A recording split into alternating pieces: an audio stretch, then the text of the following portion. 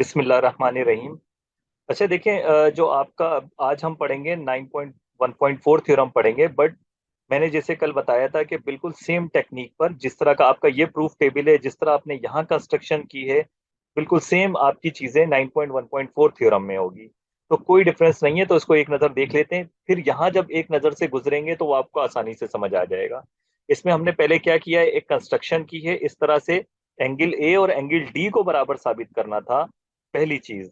क्योंकि हमें एक एंगल बराबर चाहिए था दोनों गिवन ट्राइंगल के अंदर, तो हमने क्या किया कि इस टेक्निक से पूछे कि हम हमारे जहन में था, हमने पहले ए से कंस्ट्रक्शन वाले ट्राइंगल जी पे पहुंचना है, ये दोनों एंगल बराबर साबित करना है, फिर जी से डी साबित करना है, फिर ट्रांजिटिव प्रॉपर्टी लगा के इन दोनों को बराबर साबित करना है जो गिवन ट्राइंगल के एंगल थे।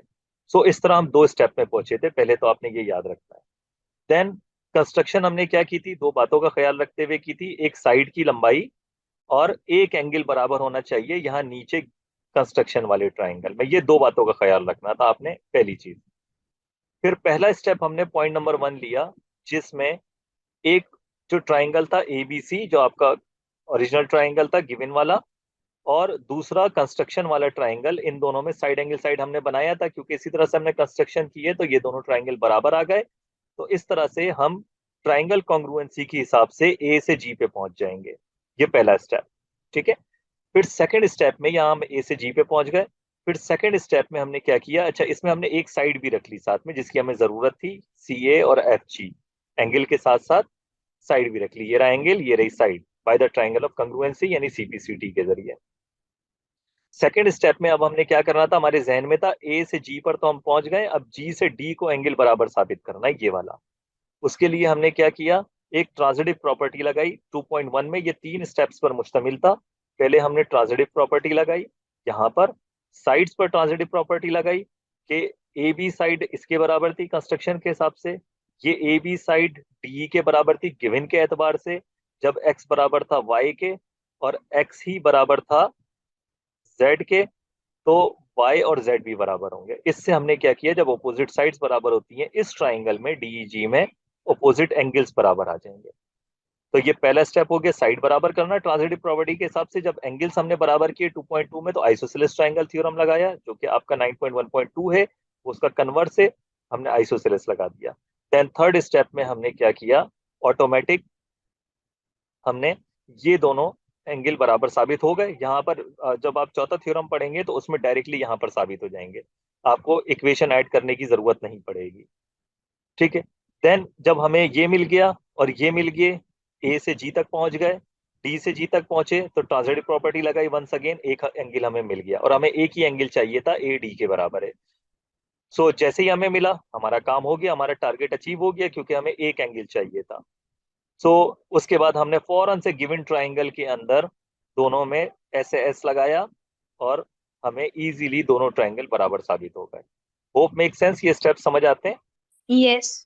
ओके, 9.1.4 पे चलते हैं। बिल्कुल सेम टेक्निक है, बिल्कुल सेम यही स्टेप्स होंगे जैसे आप यहाँ पर देख रहे हैं। सो कोई परेशानी की चीज नहीं है, कुछ नया नहीं है उसके अंदर। बट वंस अगेन फिर लास्टली बताते चलूं, यहाँ पे कंस्ट्रक्शन के वक्त दो बातों का ख्याल रखा था नीचे वाले ट्राइंगल को बनाने के लिए। ये ट्राइंगल था साइड साइड साइड, जो 9.1.3 था, और 9.1.4 किस हवाले से देखते हैं। ओके, थ्योरम 9.1.4 है हाइपोटेनस साइड, या दूसरा नाम है इसका right angled hypotenuse side. Hypotenuse उसी ट्राइंगल में बनता है जिसमें एक एंगल कम से कम 90 डिग्री हो, और किसी भी ट्राइंगल में कम से कम सिर्फ एक ही एंगल 90 डिग्री हो सकता है, एक से ज्यादा नहीं हो सकता। फिलहाल हमें इसकी जरूरत नहीं है इसको प्रूव करने की, बट ऐसा ट्राइंगल जिसमें कम से कम एक एंगल 90 डिग्री हो, ऐसा ट्राइंगल हमारे पास कहलाता है राइट एंगल ट्राइंगल। अच्छा, ऐसे ट्राइंगल में एक साइड लाजमी लंबी होती है, द लॉन्गर साइड होती है। सो जो 90 डिग्री के अपोजिट साइड होगी ना, बिल्कुल सामने वाली जो 90 डिग्री के अपोजिट साइड होगी वो लॉन्गेस्ट साइड होगी, उसको हम कहते हैं हाइपोटेनस, और शॉर्ट में लिखते हैं एच वाई पी। ये आपने याद रखना है। सो ये क्यों होती है, ये भी आपका आने वाले यूनिट में एक थ्योरम होगा। जो सबसे बड़ा एंगल होता है, बड़े एंगल की अपोजिट साइड बड़ी होती है, छोटे एंगल की अपोजिट साइड छोटी होती है। ये आपका आगे थ्योरम आएगा। अगर एक एंगल 90 डिग्री है ट्राइंगल में, तो बाकी के दो एंगल 90 डिग्री से छोटे होंगे। सो इट मीन्स ये बड़ा एंगल है, तो इसकी अपोजिट साइड बड़ी होगी, बाकी 90 डिग्री से छोटे हैं तो इनकी अपोजिट साइड छोटी होगी। ये बात समझ आती है? मुश्किल तो नहीं है? मैं दोबारा रिपीट कर दूं वरना? आ गई समझ से। सो आपने सिर्फ ये देखना है कि 90 डिग्री के जो अपोजिट साइड है वो सबसे बड़ी होगी, उसको हम कहते हैं हाइपोटेनस। सो हाइपोटेनस, आपको वर्ड समझ आ गया कि इससे क्या मकसद है? अब हम इसका स्टेटमेंट पढ़ लेते हैं कि ये स्टेटमेंट क्या लिखा हुआ है। कह रहा है कि if in the correspondence of two right angle triangles. अच्छा, मैं अब इसको बना के आपको दिखा देता हूँ। सबसे पहले हमें क्या लेना है? दो राइट एंगल ट्राइंगल्स लेने हैं जिसमें एक एंगल राइट एंगल हो, यानी 90 डिग्री, और 90 डिग्री एंगल को हम राइट एंगल भी कहते हैं।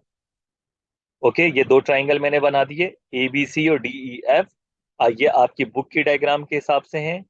अब क्योंकि राइट एंगल ट्राइंगल होना चाहिए तो ये दो एंगल मैंने 90 डिग्री ले ली है, क्योंकि कॉरस्पॉन्डेंस में है तो कॉरस्पॉन्डेंस भी हम डिफाइन कर देते हैं।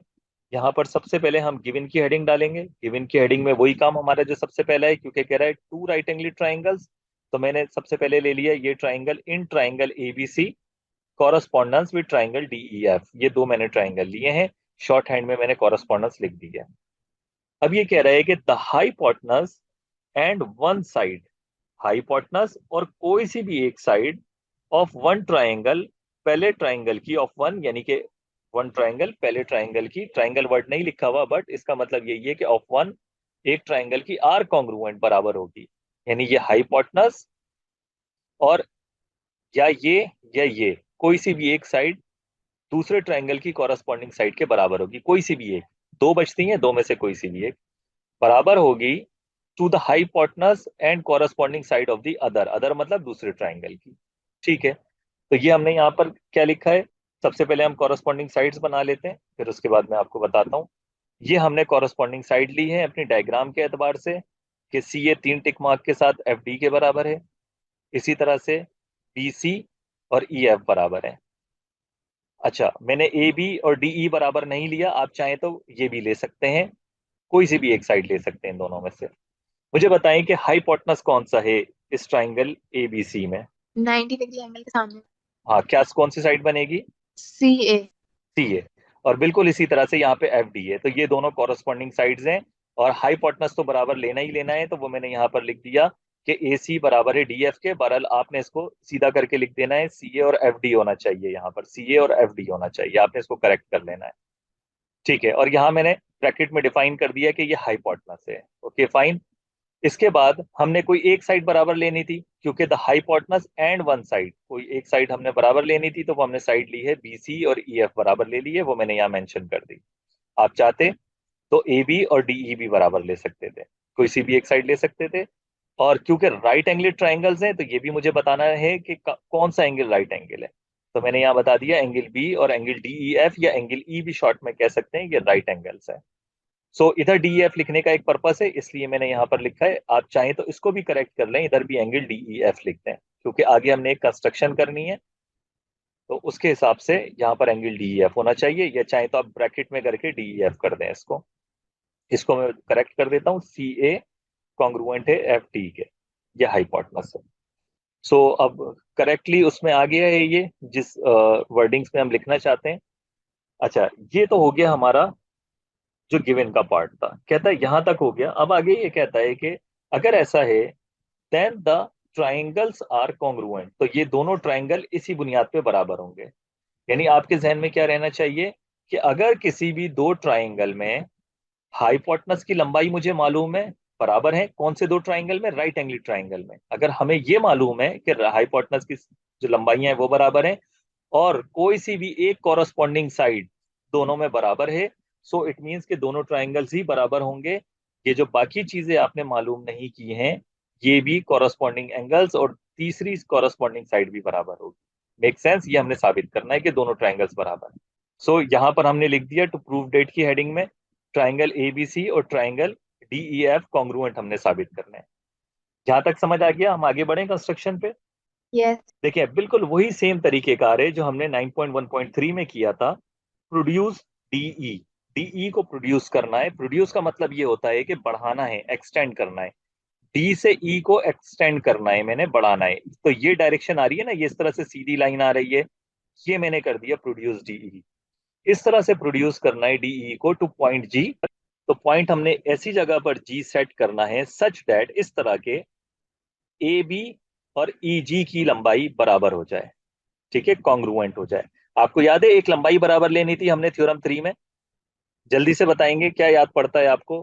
थ्योरम 3 में दो चीजों को बराबर लेना था, मैंने अभी बार बार रिपीट किया था कंस्ट्रक्शन में। एंगल को और साइड को।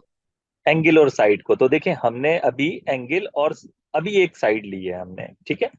सो जितनी लंबी ए बी साइड है उतनी ही लंबी पे मैंने यहाँ पर सेट करना है पॉइंट जी। जितनी बड़ी ए बी साइड है उतनी लंबी, ठीक है। देन ज्वाइन एफ एंड जी, फिर हमने एफ और जी को ज्वाइन कर देना है इस तरह से ताकि एक ट्राइंगल बन जाए। अब इसका हमारा काम नहीं है, जो एक्सटेंडेड जगह है। मैं ये आपको एनिमेशन के जरिए दिखा देता हूँ कि हमने कहाँ तक इसको कर लिया है। सो हम सबसे पहले यही करते हैं कि ए बी जितना, ये आप देखें जी बना दिया मैंने, ए बी जितनी ही लेंथ जो है वो एनिमेशन के जरिए यहाँ पर आ गई है। देन ज्वाइन एफ जी, ठीक है, या जी एफ। हम ट्राइंगल में किस तरह जा रहे हैं? हम ट्राइंगल में जी ई एफ इस तरह जाएंगे, ठीक है। क्यों इस तरह जाएंगे? क्योंकि कुछ चीजें हमें पता होनी चाहिए, जब भी हम उसकी बुनियाद पर फैसला करते हैं कि कैसी ओरिएंटेशन बनेगी इस ट्राइंगल और इस ट्राइंगल के एतबार से। अभी क्या रहता है बाकी, कुछ याद है आपको? मैंने कहा था दो चीजें बराबर होनी चाहिए, एक हमने ले ली है, दूसरी चीज क्या रहती है? एंगल। एंगल। यहां पर क्योंकि मेरी मालूमात के मुताबिक एक एंगल 90 डिग्री है, तो वो हमने कंस्ट्रक्शन में लेने की जरूरत नहीं है, यहां उसको हमने स्टेप 1 में कवर किया है, यहां पर कवर किया है। किस तरह से? किसी भी स्ट्रेट लाइन का जो एंगल होता है, ये स्ट्रेट लाइन का जो एंगल होता है वो हमेशा कितना होता है? एंगल कंस्ट्रक्शन पोस्टुलेट में भी हमने सीखा है 180 डिग्री। 180 डिग्री होता है, बिल्कुल ठीक है। अगर ये 180 डिग्री एंगल है और ये एंगल खुद दो पार्ट्स पर मुश्तमिल है, सो ये एंगल तो आपको पता ही पता है ना, गिवन के एतबार से ये एंगल कितना है, डी एफ? 90 डिग्री। 90 डिग्री। सो अगर इस टोटल एंगल में से मैं ये 90 डिग्री माइनस कर दूंगा तो ये एंगल बच जाएगा, ये कितना एंगल होगा? 90 डिग्री। 90 डिग्री। बस यही बात आपने यहाँ पर लिखनी है, मैं एनिमेशन के जरिए पहले आपको दिखा देता हूँ। ये देखें, ये टोटल एंगल 180 डिग्री है, जीईडी। इसमें अगर आप टोटल एंगल में से 90 डिग्री माइनस करेंगे, इस टोटल एंगल में से ये 90 डिग्री माइनस करेंगे तो जीएफ भी 90 डिग्री आ जाएगा, ठीक है। सो यहाँ पे मैं लिख देता हूँ इसको शॉर्ट में, यहाँ पे स्टेप नंबर 1 के अंदर अगर आप देखें कि एंगल डीई एफ, यहाँ पे मैंने लिखा है प्लस एंगल जीई एफ, यानी कि ये एंगल और ये एंगल इन दोनों का प्लस करेंगे तो 180 डिग्री आंसर आएगा। ये होता है सप्लीमेंट्री पोस्टुलेट, इसको हम कहते हैं सप्लीमेंट्री पोस्टुलेट। जब भी दो एंगल का सम, सम का मतलब प्लस 180 डिग्री आता है तो वो होता है सप्लीमेंट्री पोस्टुलेट। ये एक पोस्टुलेट है जो हमें ये बताता है कि किसी भी दो एंगल का सम 180 डिग्री होता है तो उसको आपने सप्लीमेंट्री पोस्टुलेट कहना है, सिंपल अल्फाजों में। जब भी दो एंगल का सम 180 डिग्री आ जाए तो सप्लीमेंट्री पोस्टुलेट है। बट यहाँ पर हम थोड़ा सा गौर करेंगे कि मैंने जैसे ही नंबर लिखा, 180 डिग्री मेंशन किया, एक नंबर दे दिया, तो आपको आपने गौर किया यहाँ स्मॉल एम लिखा हुआ है और यस। यहाँ पर मैंने कॉन्ग्रुएंसी का टिल्डे हटा दिया, इक्वल लगा हुआ है यहाँ पर। तो ये आपने याद रखना है, ज्योमेट्री के अंदर जब भी हम नंबर देना चाहते हैं किसी को तो कॉन्ग्रुएंसी का निशान हटा देते हैं हम, और इस एम का मतलब है मेजर, यानी कि पैमाइश है angle D E F plus measurement angle G E F की, दोनों के जमा की 180 डिग्री। क्योंकि 180 डिग्री हो रहा था, 180 डिग्री से छोटा या बड़ा नहीं था, तो इसको हम कहते हैं supplementary postulate. Make sense? So इसलिए हमने एंगल को कंस्ट्रक्शन में नहीं बनाया क्योंकि हमें वो इजीली मिल जाता अपने डायग्राम के एतबार से। सो यहाँ मैंने लिख दिया क्योंकि मुझे ये एंगल चाहिए था, एंगल जीई एफ। सो पहले से बट, लेकिन मुझे मालूम है कि मेजरमेंट एंगल डीई एफ बराबर है 90 डिग्री के। यहाँ भी कॉन्ग्रुएंट का निशान नहीं है, यहाँ मेजर लगा दिया क्योंकि यहाँ पर वैल्यू लिखी हुई है 90 डिग्री। अगर measurement angle D E F 90 degree है तो 180 डिग्री माइनस 90 डिग्री 90 डिग्री होता है। सो इट मीन्स कि जीई एफ बचेगा 90 डिग्री। सो ये 90 डिग्री है। Make sense? यहाँ तक बात समझ आती है? यस। ठीक है। सो ये एंगल हमारे पास आ गया है 90। यहां पर हमने एंगल कंस्ट्रक्शन वाले स्टेप के बजाय हमने स्टेप नंबर 1 में प्रूव किया है, तो अब हमें इसकी जरूरत नहीं है, ये दोनों एंगल हमारे पास आ गए हैं। अब हम अपना काम स्टार्ट करते हैं। ये कंस्ट्रक्शन वाला ट्राइंगल है जो हमने इसकी मदद से बनाया है, एबीसी की। ओके। अब ये करने का क्या मकसद था? ताकि हमें क्या मिल जाए? साइड एंगल साइड मिल जाए, ठीक है। आपको याद है कि ए बी और जीई मैंने किस एतबार से बनाया है, कहाँ बनाया है? ए बी के बराबर। ए ए बी बी। के। तो कंस्ट्रक्शन में ए बी और जीई हमने बराबर लिए थे, जैसे कि यहाँ लिखा हुआ भी है। ठीक है, ये कंस्ट्रक्शन का पार्ट है। अच्छा, इससे पहले मैं आपको टारगेट बता दूं कि टारगेट क्या है हमारा। यहाँ एंगल तक हमारी बात हो गई। अब हमारा टारगेट ये है कि मैं चाहता हूं कि मुझे एक एंगल बराबर मिल जाए। अगर मुझे एक एंगल बराबर मिल जाता है, जैसे ट्राइंगल ए बी सी और ट्राइंगल डी ई एफ में, तो मेरा काम हो जाएगा। अगर मैं एंगल ए और एंगल डी को बराबर साबित करने जाता हूं, तो मैं एंगल एंगल या ये साइड लिख दूं या ये साइड लिख दूं, कोई सी भी एक साइड लिख दूंगा तो एंगल एंगल साइड बन जाएगा ये। इसी दोनों ट्राइंगल के अंदर जब एंगल एंगल साइड हो जाएगा तो दोनों ट्राइंगल ही बराबर होंगे। Make sense? तो हमारा वंस अगेन टारगेट है कि एक एंगल बराबर साबित करना है। अगर मैं ए और डी लेता हूं, बराबर साबित करने पे लगता हूं। अगर मैं एंगल सी और ये वाला एंगल डी एफ ई या ई एफ डी लेता हूं, सो अगर ये एंगल बराबर साबित करने पे लगता हूं, तो हम साइड एंगल साइड लगा सकते हैं। लेकिन हम अपनी गिवन डायग्राम के एतबार से और जो बुक में आपको प्रूफ दिया हुआ है उसके एतबार से हम प्रूफ करने जा रहे हैं, एंगल ए को बराबर साबित करने जा रहे हैं एंगल डी के, ताकि हम एंगल एंगल साइड लगा सकें। तो मैं यहाँ टारगेट लिख देता हूँ। हमारा टारगेट है एंगल ए कॉन्ग्रुएंट लाना चाहते हैं हम एंगल डी के। ओके, ये कॉन्ग्रुएंट साबित करने के लिए हम क्या करेंगे, वही दो स्टेप्स पे चलेंगे। पहले हम एंगल ए से चलेंगे, एंगल जी के बराबर साबित करेंगे।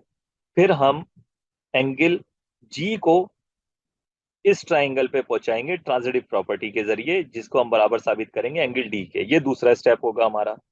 ए जी के बराबर आ जाएगा, जी डी के बराबर आ जाएगा, ट्रांजिटिव प्रॉपर्टी से ए और डी बराबर आ जाएंगे, हमारा एंगल साबित हो जाएगा। लास्ट स्टेप के अंदर हम दोनों ट्राइंगल की कॉन्ग्रुएंसी साबित कर देंगे।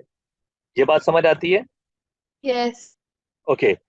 सो स्टेप नंबर 2 के अंदर मैंने ये काम किया है कि नेक्स्ट टारगेट मेरा जो टेक्निक नंबर जो मेरा स्टेप नंबर 1 है, उसमें मैं साबित करना चाहता हूँ स्टेप 2 में कि एंगल ए बराबर आ जाए एंगल जी के। क्योंकि मैंने ये कंस्ट्रक्शन के एतबार से ही बनाया है, तो लाजमी एंगल का ख्याल रखते हुए बनाया है, ये दोनों बराबर साबित हो जाएंगे। और हमें वैसे ही नजर आ रहा है कि साइड इस साइड के बराबर है, ये एंगल इस एंगल के बराबर है क्योंकि दोनों राइट एंगल है, ये साइड इसके बराबर है। दो दो टिक मार्क आपको नजर आ रहा है। तो साइड एंगल साइड लग जाएगा तो दोनों ट्राइंगल बराबर साबित हो जाएंगे। सो ट्राइंगल एबीसी और ट्राइंगल जीईएफ जो कंस्ट्रक्शन वाला ट्राइंगल है, बिल्कुल उसी तरह जैसे पिछले थ्योरम में था, हम इनको बराबर साबित करने पे चलते हैं। So in triangle ABC and GEF की कॉरेस्पॉन्डेंस हमने ले ली है। ए बी कॉन्ग्रुएंट है जीई के किस एतबार से, ये रहा ए बी, ये रहा जीई। मैंने सर्किल मार्क किया हुआ है ताकि आपको याद रहे कि ये किस एतबार से बराबर है। कंस्ट्रक्शन। कंस्ट्रक्शन के एतबार से बराबर है। ये हमने कंस्ट्रक्शन की थी, यहाँ पे लिखा हुआ है हमने। ओके। फिर उसके बाद एंगल की मालूमात देनी है। इसकी मालूमात तो हमने दे दी, अब एंगल की मालूमात देनी है। एंगल बी और एंगल जीई एफ बराबर है, किस एतबार से बराबर है? ये कंस्ट्रक्शन तो नहीं की 90 डिग्री एंगल। क्योंकि ये दोनों ही क्योंकि ये दोनों ही 90 डिग्री एंगल है। Each is right angle. आपने सेपरेटली क्यों नहीं लिखा? एंगल बी गिवन के एतबार से 90 डिग्री था और स्टेप 1 में जीई एफ 90 डिग्री साबित किया, तो दो अलग अलग जगह हैं। तो आपने शॉर्ट फॉर्म में क्या लिख दिया इसको, ईच इज राइट एंगल, दोनों राइट एंगल है। फिर बी सी ई एफ के बराबर है, बी सी ई एफ के बराबर है। सो ये गिवन के एतबार से बराबर था, एक साइड आप बराबर लेके चले थे, तो यहाँ पर इस ओरिएंटेशन पे चले हैं साइड एंगल साइड, और यहाँ पर इस ओरिएंटेशन पे आप चले हैं साइड एंगल साइड। तो किसी भी दो ट्राइंगल में अगर साइड एंगल साइड बराबर होती है तो दोनों ट्राइंगल्स ही बराबर होते हैं। तो हमने फौरन से लिख दिया देयरफॉर, लिहाजा इस बुनियाद पर ट्राइंगल एबीसी और ट्राइंगल जीईएफ कॉन्ग्रुएंट है। यहाँ आपने लिख दिया साइड एंगल साइड पोस्टुलेट। अगर ये दो ट्राइंगल बराबर हैं तो लिहाजा इससे ये बात साबित होती है कि जो इनकी बाकी चीजें हैं वो भी बराबर होंगी जो आपने कैलकुलेट नहीं की हैं। क्योंकि दोनों ट्राइंगल्स बराबर हैं तो इनकी बाकी जो कॉरस्पॉन्डिंग चीजें हैं वो भी बराबर होंगी। इस एतबार से जो सी ए है वो एफ जी के बराबर होगा। मैंने यहाँ पर लिख दिया सी ए एफ जी के बराबर है, इसकी मुझे जरूरत है।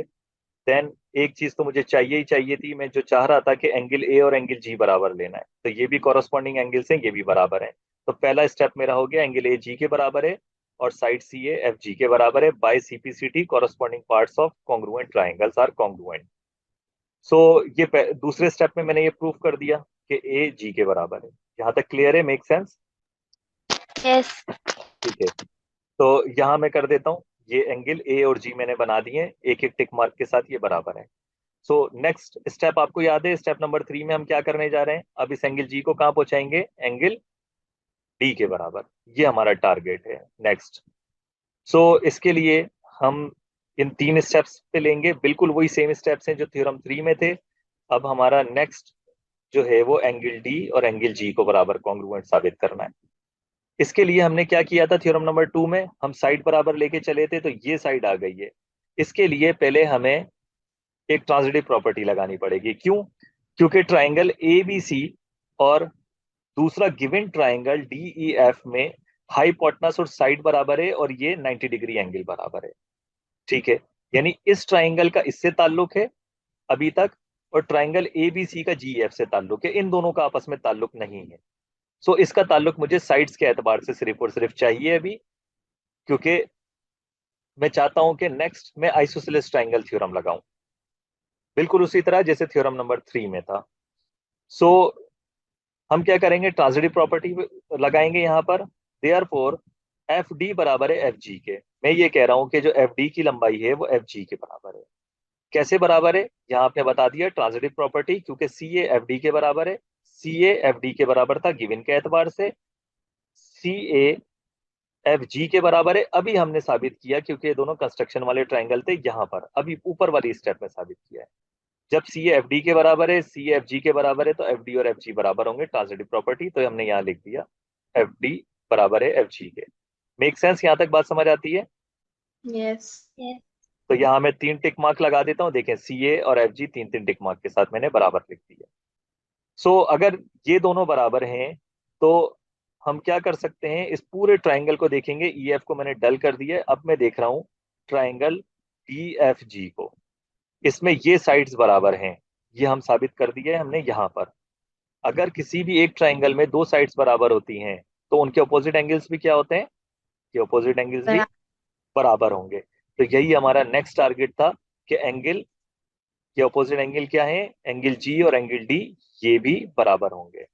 तो ये भी एनिमेशन के जरिए मैं बना देता हूँ कि ये देखें, जी और डी भी बराबर होंगे। ये हमने यहाँ पर प्रूफ कर दिया कि डी और जी बराबर होंगे। किस तरह से? क्योंकि एफ डी की लंबाई और एफ जी की लंबाई बराबर है इस ट्राइंगल डी जी एफ में आइसोसेलेस ट्राइंगल थ्योरम से। ये स्टेप नंबर 3 में हमने प्रूफ कर दिया। अब हम इजीली स्टेप नंबर, मैंने वैसे 3.3 यहाँ पर लिखा हुआ है, ट्रांजिटिव प्रॉपर्टी एंगल्स पे लगाइए, इस पर और इस पर लगाइए। उसूलन मुझे इसको स्टेप 4 और इसको स्टेप 5 करना था। सो वेल, चलें स्टेप 4 कर देते हैं इसको। अगर ए बराबर है जी के यहाँ पर, और डी बराबर है जी के, तो ट्रांजिटिव प्रॉपर्टी एक्स बराबर है वाई के और y बराबर है z के, तो x और z भी बराबर होंगे, एंगल a और d भी बराबर होंगे। यही हमें चाहिए था कि a और d किसी तरह बराबर आ जाए इन दोनों ट्राइंगल के अंदर। सो अभी आप क्या समझते हैं? इस ट्राइंगल और इस ट्राइंगल में क्या एंगल एंगल साइड लगेगा या साइड एंगल साइड लगेगा? क्या लगना एंगल चाहिए? Angle side. Angle angle side. Side angle side क्यों नहीं लगा सकते हैं? सर क्योंकि इधर हमें 2 एंगल पता है और एक साइड। हाँ, अगर एंगल ये वाला मुझे पता होता तो साइड एंगल साइड लग सकता था, क्योंकि ये साइड मैंने ली है गिवन के एतबार से। ठीक है, बट जो एंगल मैंने पता किया है वो ये वाला पता किया है, यहाँ से साइड एंगल साइड नहीं बन रहा है। ठीक है, तो इसलिए एंगल एंगल साइड लगाएंगे। तो फौरन से हमने चौथे स्टेप में प्रूफ करने के लिए ट्राइंगल एबीसी और ट्राइंगल डी एफ की कॉरस्पॉन्डेंस ली, जो गिवन वाले ट्राइंगल थे। एंगल ए बराबर है एंगल डी के, अभी प्रूफ किया हमने अबव 3.3 में। एंगल बी बराबर है एंगल डी एफ के, ईच इज राइट एंगल। दोनों हमें पता है कि दोनों राइट एंगल हैं, यहाँ पर हमने लिया हुआ है इसको गिवन में। और सी ए बराबर है ई एफ के, ये रहा सी ए और ये है ई एफ। ओके, यहाँ पे छोटी सी मिस्टेक है, अगर मैं यहाँ लिखता हूँ सी ए, तो ये सी ए बराबर है किसके? एफ डी के, तो मुझे यहाँ लिखना था एफ डी के। ये कैसे पता मुझे कि सी ए और एफ डी बराबर है? गिवन है ये। ये गिवन है। अच्छा, मुझे ये जवाब देंगे, मैं ई एफ और बी सी ले सकता था, ये साइड भी ले सकता था। भाई एंगल एंगल साइड ले लगा रहे हैं हम, तो कोई सी भी साइड ले ये सकते थे, कोई फर्क नहीं पड़ता। ठीक है, एंगल एंगल साइड, दोनों ट्राइंगल में एंगल, अगर एंगल, दो एंगल और एक साइड बराबर हो तो दोनों ट्राइंगल ही बराबर होते हैं। सो लिहाजा देयरफॉर ट्राइंगल एबीसी और ट्राइंगल डीएफ कॉन्ग्रुएंट है। किस वजह से? एंगल एंगल साइड की बुनियाद पे, और यही हमने प्रूव करना था। कि ये दोनों ट्राइंगल बराबर होंगे अगर किसी भी दो राइट एंगल ट्राइंगल में हाइपोटेनस और एक साइड बराबर होगी। तो क्लियर है ये थ्योरम, कोई कंफ्यूजन तो नहीं है इसमें? नो। Yes sir. सर आपने जो ऊपर गिवन में लिखा हुआ है सी ए कॉन्क्रीट एफ डी, आपने करेक्ट करके लिखा है इसको? जी बेटे, ये करेक्ट करके लिखा है, इसको आपने छोड़ देना है क्योंकि मैंने ओरिएंटेशन इस तरह ले रहा हूँ ना। मैंने ए यहाँ पर लिया है, तो ए बी सी इस तरह पूछेंगे तो ये सी ए बनेगा, ठीक है। और ये डी ई एफ है तो ये एफ डी बनेगा। ये करेक्ट करके लिखा है। और सर कंस्ट्रक्शन में भी एंगल डी एफ जो आपने लिखा हुआ है ये सिर्फ? हाँ, कंस्ट्रक्शन में अच्छा क्वेश्चन है। डी ई एफ इसलिए लिखा है, इसको आप एंगल ई भी कर सकते थे। आपने देखा मैंने जब एडिशनल कंस्ट्रक्शन की है तो यहाँ पे जो वर्टेक्स ई है इस पे दो एंगल बन गए। तो मैंने आपको तरीकेकार बताया था, जब एक वर्टेक्स पे एक से ज्यादा एंगल होंगे तो सिर्फ वर्टेक्स के नाम से नहीं आएगा, फिर 3 पॉइंट्स की मदद से आपको एंगल का नाम देना पड़ेगा। तो मुझे मेरे मेरे बात जहन में थी नेक्स्ट कि मुझे सर ये ये कंस्ट्रक्शन में हमें ये मेंशन करना है मतलब हाँ मेंशन कर दें, बेहतर है, इसको डी ई एफ ही लिखें आप। गिवन में? हाँ गिवन में ही, बिल्कुल। इसको ई मत लिखें बल्कि डी ई एफ लिख दें। अच्छा सवाल है आपका कि ये कंफ्यूजन आपने क्लियर कर ली है। बिल्कुल ठीक कहा है आपने, नाइस क्वेश्चन। और तो कोई कंफ्यूजन नहीं है इस थ्योरम के हवाले से? आप सवाल पूछ सकते हैं, कुछ भी पूछना चाहें। सर क्लियर्ड है।